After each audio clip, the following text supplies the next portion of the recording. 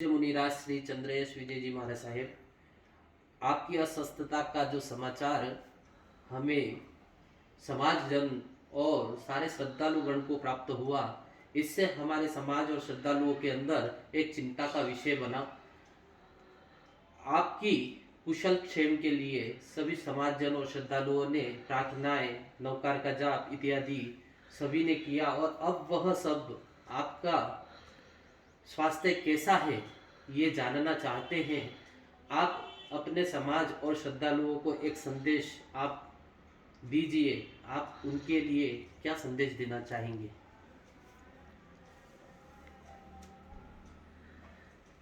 जी हाँ, जहाँ तक अस्वस्थता की बात है तो मेरा ऐसा मानना है कि अस्वस्थता जीवन का और इस शरीर का एक हिस्सा है। और वही अस्वस्थता का अनुभव, उस विकट समय का अनुभव हमने किया, आप सब ने किया।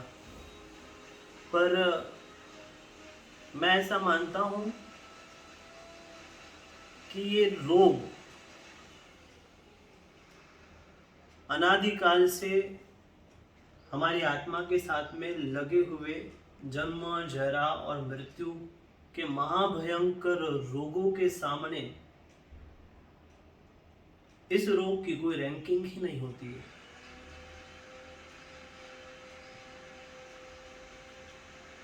और मैं तो इसे रोग नहीं मानता,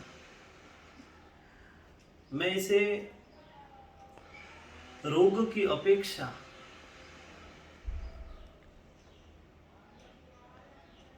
मेरे आरोग्य में आई हुई एक बाधा मानता हूं, स्वस्थता में आया हुआ एक अंतराय मानता हूं। क्योंकि इन रोग और अंतराय में भी हमें आत्मविश्वास और मानसिक रूप से बल प्रदान करते हमारे देव और गुरु, जो कि हमेशा हमारे साथ में रहते। उनके ही कृपा से हमें इन सब से लड़ने की शक्ति मिलती है। उनकी कृपा है तो आप मानसिक रूप से मजबूत हैं, तो कोई भी असाध्य रोग हो या आरोग्य में बाधा, वह आपको अधिक विचलित नहीं कर सकती। और यदि अगर आपका आयुष्य शेष है, आपका पुण्य प्रबल है, तो सारी सुविधाएं और उचित उपचार समय पर मिल ही जाता है।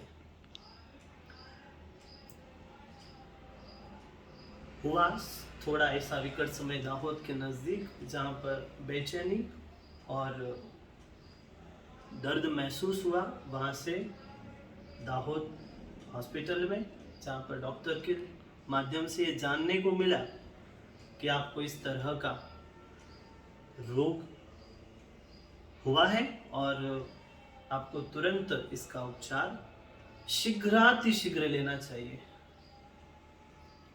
उपचार हुआ, समय पर हुआ और एक स्टेंट, एक नली, श्वास नली में प्रत्यारोपित किया गया, जिससे कि अब ऐसा लगता है कि हम पहले जैसा ही महसूस कर रहे हैं।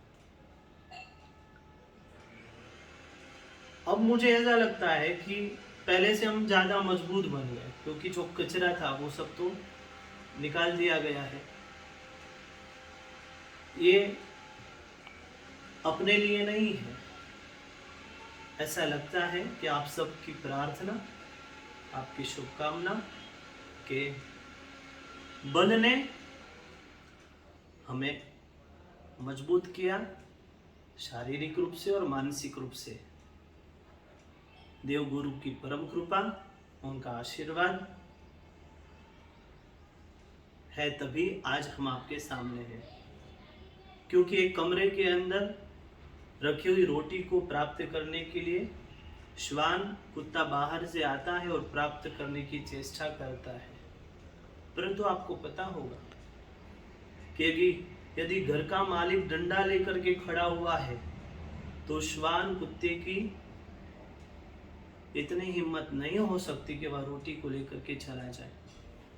बस इसी तरह हमारी जीवन रूपी रोटी को लेने की चेष्टा शायद काल ने की थी, स्वास्थ्य रूपी रोटी को लेने की चेष्टा शायद काल रूपी श्वान ने की थी, परंतु जब देव गुरु की कृपा रूप लाठी सामने है तो किसी की हिम्मत नहीं है कि वह लेकर के चला जाए। देव गुरु की परम कृपा से सब ठीक है। साथ में ही ये कहें कि गुरुदेव राजेंद्र सुरेश्वर जी महाराजा साहेब, गुरुदेव श्री हेमेंद्र सुरेश्वर जी महाराजा साहेब की परम कृपा साथ में है तो कोई अतिशयोक्ति नहीं, वो हमें महसूस भी होती है।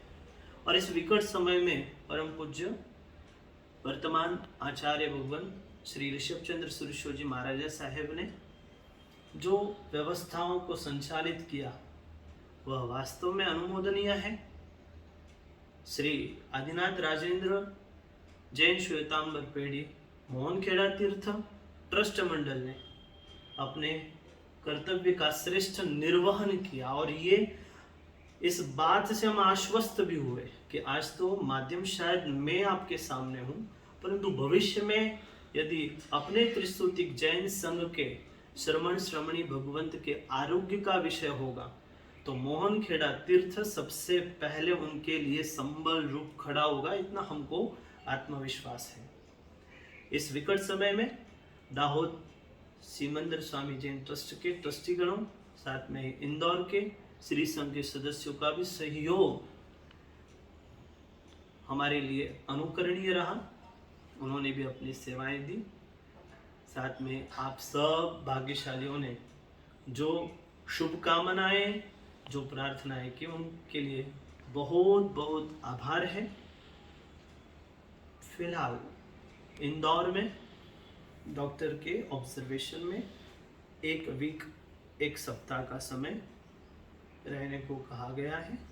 तत्पश्चात मोहनखेड़ा तीर्थ दादा गुरु आदिनाथ परमात्मा, दादा गुरुदेव राजेंद्र सुरेश्वर जी महाराज साहब एवं गुरुदेव श्री के समाधि मंदिर का दर्शन करने का भाव रहेगा।